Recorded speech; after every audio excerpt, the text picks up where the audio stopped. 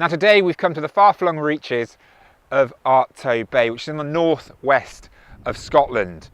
It's a very remote location. In fact, it's taken the crew and myself 2 days to get here.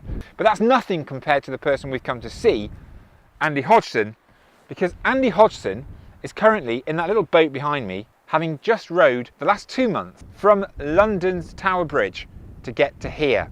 He's attempting to become the first ever person to row solo, totally unaided, around Great Britain. An amazing feat, and we have come to find out more. I've been at sea for 78 days now, and I've got a little tally chart that I tick off on the bulkhead of the boat every morning when I'm having my breakfast.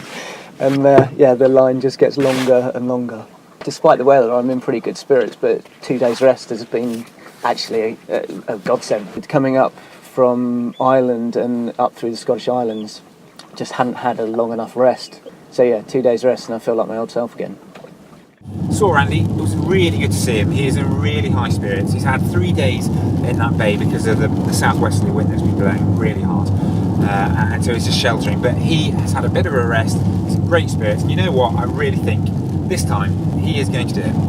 So if you're not following him already, make sure you go and have a look at his Facebook page. All you need to do is search Round Britain Row, or go check out his website. It's roundbritainrow.org. Check it out. He is going to go into the record books.